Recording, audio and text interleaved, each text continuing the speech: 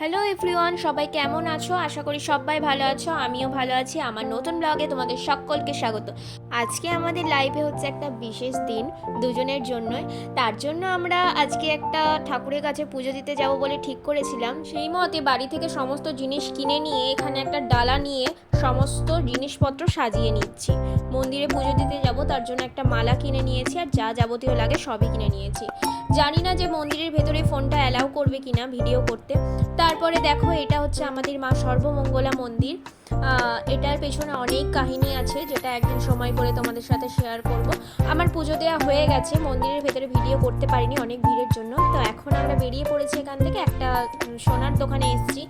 আর এটা বাবার চেনা দোকান, জানোই যে আমাদের সোনার উপর দোকান। আর এটা ওইখান থেকে হচ্ছে পাইকারি জিনিসপত্র নেয়। তার জন্য চলে এসেছি, কারণ বাবাই আমাকে একটা গিফট করবে। গিফটটা নেওয়া হয়ে গেছে, খুবই সামান্য গিফট, যদিও আমার কাছে অনেক কিছুই। বাড়ি গিয়ে তোমাদেরকে দেখাচ্ছি। এই যে বাড়ি যাওয়ার পথে মায়ের সাথে একটু দেখা করে যাব। এই যে মায়ের সাথে দেখা করে মানে মাকে জিনিসটা দেখিয়ে বাড়ির পথে রওনা দিয়ে দিয়েছি। প্রচণ্ড দেরি হয়ে গেছিলো, আর তার সাথে খিদেও পেয়ে গেছিলো। কি আর করা যাবে, দুপুর 1:30 মতো বাজছে। এই যে হচ্ছে আমার গিফট। আমার অনেক দিনের ইচ্ছে ছিল যে একটা পলা আংটি নেওয়ার, একটা ছিল মা দিয়েছিল, আর একটা বাবাইকে বলেছিলাম দেবে, তার জন্য আমাকে দিয়েও দিয়েছে। আর দুপুরে এসে দেখি এত কিছু খাবার আয়োজন হয়ে গেছে। তো তারপর সন্ধ্যাবেলা একেবারে চলে এসেছি। আজকে একটু বাইরে ঘুরতে যাওয়ার ইচ্ছে ছিল, কিন্তু কিছু প্রবলেমসের জন্য যেতে পারিনি। তার জন্য বাবাইকে বললাম যে চলো আমরা রাত্রিবেলায় কোথাও খেতে যাই। তো বললো ঠিক আছে চলো। ভাইকে বলেছিলাম, ভাইয়ের পরীক্ষা আছে সামনেই, তার জন্য জেঠুকে বললাম, জেঠু আমাদের সাথে গেল। তো এখানে চলে এসেছি আমরা আমাদের রেস্টুরেন্টে, স্ট্রিট ফুডে এসেছি। এখানে আমি এখন খাবার অর্ডার দিচ্ছি। তো আমাকে পাশ থেকে কন্টিনিউ সবাই মিলে হাসানোর চেষ্টা করছে। তো দেখো, রেস্টুরেন্টটা কিন্তু অনেকটা সুন্দর, তোমাদের ঘুরিয়ে দেখাচ্ছি একটু পরে। তো এই জাস্ট এলাম, সেলিব্রেশন করব, এখনও কেক কাটিং আছে, অনেক কিছু আছে। তো দেখতে থাকো। আর তার মধ্যে চলে এসেছে এখানে চিকেন ড্রামস্টিক, যেটা স্টার্টারের মধ্যে নিয়েছিলাম আমরা। এবার আমরা কেক কাটিং করব, তোমরা দেখে নাও।